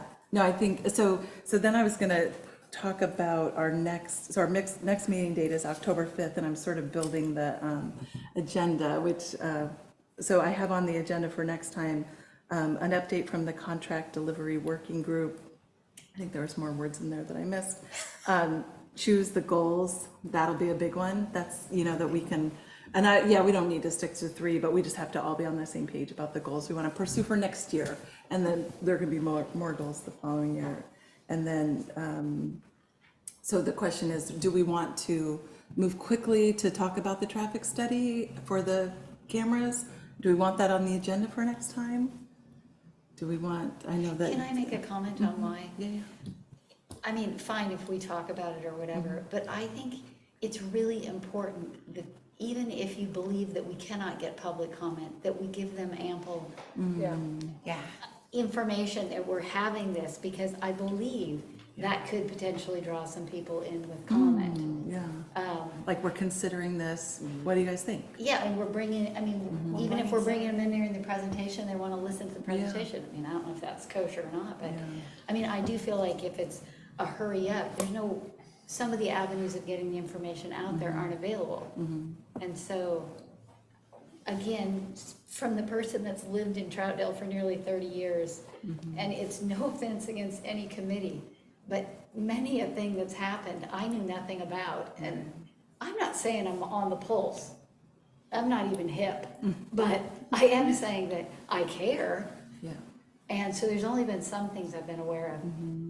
And they've generally dealt with coming down to planning or the council just to talk about an issue. So I think from the standpoint, I don't want to, like, us hurry up and try and make a decision on something when we have not properly engaged the public. And I know we're just putting it to council anyway, but I feel like if we can offer up something for the public to make a comment Like a on. thorough process or. Well, we can make sure they put it online, that it's gonna be on And the. again, I would just tell And you, then I if it find that does- website not good. What? I find that website not very Yeah. friendly. It's not very friendly. Well, do we want, I suggest, or recommend, that we do our homework right? We get the people in, we get them to talk to us. We pull the data together, okay? And then we take it and say, what questions do you have? So we can manage it so that, have them submit emails, have them submit letters, have them, engage us like that. Yeah. One, we can capture their emails and we can send them our survey questions. So we're capturing our I customer don't think base. that's actually legal. We should, But, we should make sure it's in the champion Right. for the big discussion. well, so yeah, it feels like this is a big, so I'm also a project manager. This is a big project. So we start with, first we make the decision we're gonna do it, which we haven't decided, that we're gonna do the study, right? And then it's all drawn out, and it's not fast, because if you want to have transparency and trust in what we're doing, you gotta do the process and engage. And Okay. the other thing about surveys is, like, I would never like, before we do a survey, I would want to say, as a group, decide what's a meaningful response rate that we are going to, in fact, take this survey response. Because if you only have 4 people respond, it's not valuable. You basically throw the data out, So that's where I would like to see the whole thing planned out in a very methodical and thorough way, but I know that might be frustrating for some people. So, do we want it on the agenda for next week, or do we Yes. put it? So does everybody want this on the agenda for next week? Yes. Yes, okay, For next month. or next month. Yeah, not next week, please. So, I'm day to day right now. Give them enough time to come, or I'm do sorry. No, I don't you think, think that's gonna give them enough time, or do you think? I don't have any idea how long it might take them. I think that initially I would probably do have some discussion about what, because there's a handful of companies out there that do this. So looking into what are other cities using, what is their Yeah, satisfaction that's good. with the company they're using before you even select a company to come in here. So that way you make sure that you're hearing from one that you might be inclined to use as a contract with. I defer to the young lady across. Oh, I was just gonna say, I think maybe in the interim too, maybe we can do some of our own research on, like, looking to the literature and seeing, because I think companies are wonderful, but sometimes, like, they serve their own business, sure. right? They're, so I think, that might be something we could do in the interim also, is looking at some. so for next week's, oh, go ahead, I'm sorry. So, Chief, my question was right along the same lines. Twyla and I think so much alike, but is there a coordination of traffic signals between municipalities that we know of? Like, do we all have lagging left-hand turns? Do we all have the same timing between the colors of the red, yellow, green? So if it's a signal that is controlled by the county, which most signals in the county are controlled by the county, you should have very consistent, like, timing and all those kind of things. So Okay. the timing on the signals at 45th or 46th in Halsey are probably the same as the ones on 207 in Halsey and 257 in Columbia River. So those should be very consistent. So they're all county managers, all that, huh? Wild, I had no idea. So for next meeting, do we Signs want and to, signals. do we want to discuss potential vendors for this? Or, I don't know, I'm not in favor of it, so I don't, if you guys, what would be a productive thing for next time? Because we're not gonna bring in a vendor for the next meeting with 1 month's notice. And also, we have to do this vetting of, like, who's the vendor that we actually want to speak with, right? But, so what would be useful for on next agenda to keep this moving forward? Well, Like- so we need to know what's out there. We need to know, bring in the people that's gonna tell us where we should put them. And then try and assess what our impacts could be. But the vendor would say, and I'm of a different thought, right? I'm thinking that if we approach a vendor or the recommended vendor or one that's frequently used in the adjacent municipalities, they're gonna bend over backwards to make our meeting. So, Do we want to start talking? I mean, Just does anybody informal, have an too. opinion about? I'm wary of it also because I think the vendors are gonna make the case, the only conclusion is gonna be, yes, we need cameras, so But does anybody have thoughts about what we should talk about in October for cameras? We can just get a list together of some and then go through it. Does there want to be like a small working group of, I'll to just do present? it.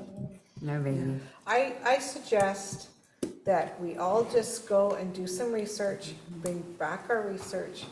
I personally, maybe Chief, you could reach out to Ray and see if there's, at least get the ball rolling of somebody coming in and talking about the history and why we're doing it and what the importance is. And, I'm with you. I don't know how I feel about it, but my main concern, I think, with the speeding lights, because I remember seeing it in Fairview and going, crap, I gotta slam on my brakes. And then I'm worried about the person behind me who's not stopping, and then I go through the light so I don't get hit, so then am I gonna be ticketed? And so that's my concern for those lights, because that's happened to me more than a couple times. So I can share with you the way that the one in Fairview was set up. So there was a line on the road just up from the intersection.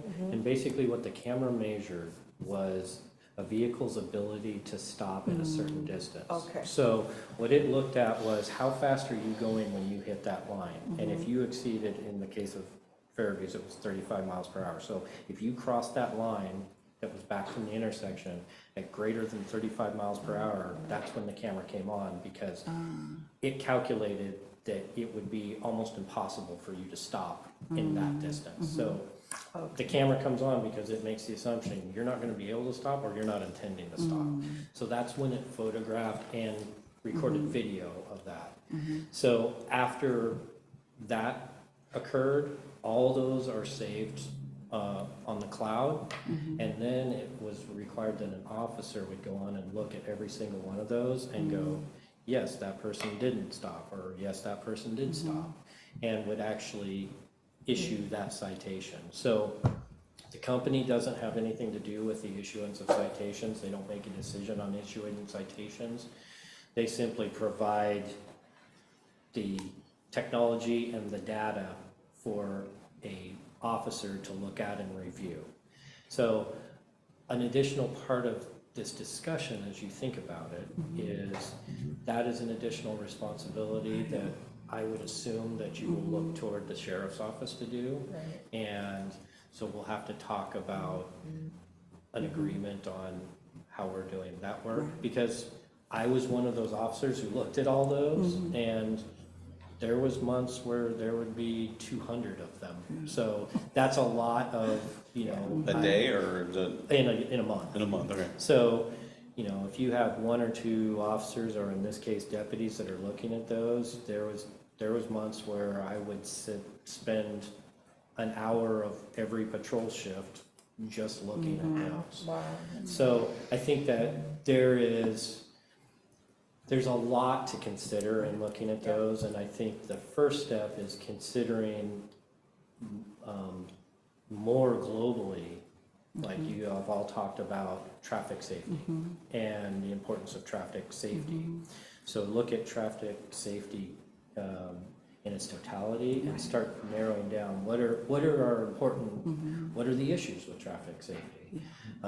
Is the sign up here at Buxton and Columbia River Highway that we all hear complaints about, is that a traffic safety issue? Where are our traffic safety issues? And I think that's where our data that we can provide you can be of assistance, because you can specifically ask, like, we'd like crash data over this time period for 257 and Columbia River Highway, and we'd like to know how many of those were injury accidents and how many were. So I think, although I think it's important to bring somebody in to talk about what the camera can do for you, I think the first step, and without overstepping, I think the first step is identifying, like, where are our problem areas? What's the scope of the problem? Is that the biggest problem in traffic safety that we want to address, or is there other problems in traffic safety that we want to address? I can tell you anecdotally, Troutdale speeding is not a huge problem in Troutdale. Like, if we look at, of course, every person who speeds is problematic, but if you look at pure numbers of people speeding in Troutdale, it's not a huge problem. So probably speed cameras wouldn't be super impactful to. And, you know, we can kind of look at data that the city's already collected when they've done these speed surveys and look at that where, you know, more than the number of times where 85 percentile are going within the speed limit. And show that speeding is not the greatest problem that Troutdale's facing when it comes to traffic safety. So I think there's like, you're right, the decision on red light cameras is a massive project. And it took months, if not a year at Fairview before they made the decision to finally go with them. So I don't think it's anything that you're going to do fast. And I think when we talk about, you know, Ray Young talking to you about that, I think he's just asking for a process to be started. Like, and what's that mean? It may just mean that you're starting to collect data to see where the problem areas are. And so I don't think that he would anticipate that you guys would have this done in the next month or 2 months or 3 months, that like, that maybe you're just starting the process of looking into it. Because I agree that there'll be some community engagement piece that you all want to have, because you'll want to get some input from the community. I think, you know, maybe a community listening session or something like that would be impactful, so they could come and you could hear what they have to say about that. So I think there's a lot of steps to it. So maybe it's not your primary project, but something you all are working on as you go through. Like a working document. Exactly. Yeah. So because of time, my recommendation is that we do our study, you know, on our own. Let's start the research, come up with what we find. We can spend maybe, I don't know, 20 minutes next time talking about it, what we find. And then we can talk about, you know, deciding what are our priorities for our committee for the next year. And then not making our agenda big.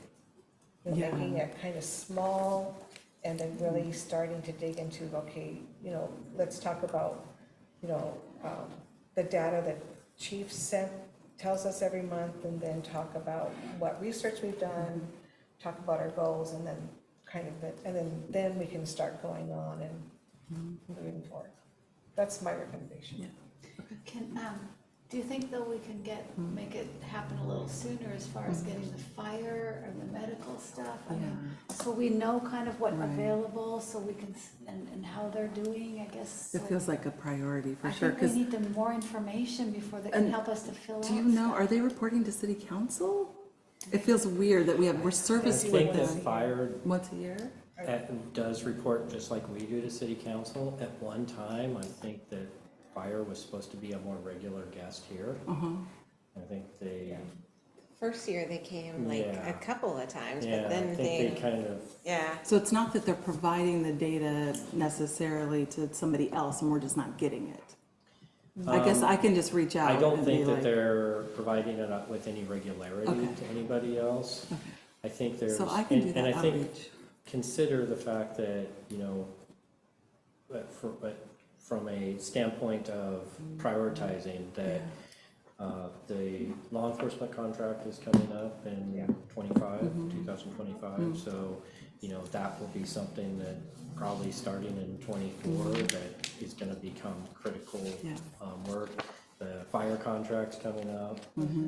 So, like, when you're looking at prioritizing, you probably want to focus on some of those things that are big, really important issues that are coming up Giant very numbers. quickly. Huge percentages And I of our understand, city's of budget. course, you like- have some committees working on those, Yeah. but I would think that this committee would also want some input into that and to be able to have some thoughts and review what that looks like in the future. Have a little bit of visibility on it, you know? Yeah. Are they both coming up in 2025? I'm not sure when the both fire, I think Yeah. the fire one, is that 25 also? believe so. Yeah, Yeah, I know that's together. I thought it the was in police there one for is some 25. It's a big year. Yeah. Okay, so I'm gonna prioritize that, and actually, I'll put that on the agenda for next time too. Maybe before I leave, I'll take my notes over and talk to you, Daniel. Okay. Last time, he's like, what's on your, and then it took me like 3 weeks to respond, And then so I'll do that, reach out to definitely fire. maybe go like, fire, can you come Yeah. either November or December, or, Both, you or know, both. I would, Both. Well, and I'm gonna yes. request monthly reports from them. I'll say this is our meeting schedule, you know, what can you provide, that kind of thing, and I'll do the same thing to the EMS Even if they people. could come in Yeah, October, right. maybe. And we'd love to see you here, chief. Yes. Okay, I'll do that. So I think we have exhausted this agenda, but does anybody, we won't necessarily go around for comments from everybody, but does anybody have any last comment to share? Right? I'm just wondering, now that we're meeting monthly, if we should try to attach, like you were saying, Carol, some timeframes to our agenda items so we can better keep Yeah. on track, and that way we don't get tired and such, and that might help us be more efficient. Yeah, we could, maybe we can talk about like setting the agenda now, because I can talk with Daniel about that, so, yeah. Times. And then we also are getting binders, Sarah said, so that's good, because look at my giant desk. We've got a big pile. mine's a desk at home Okay, with yeah. all You the know, uncommitted that brings up a stuff. really interesting, you know, as a project manager. Yeah.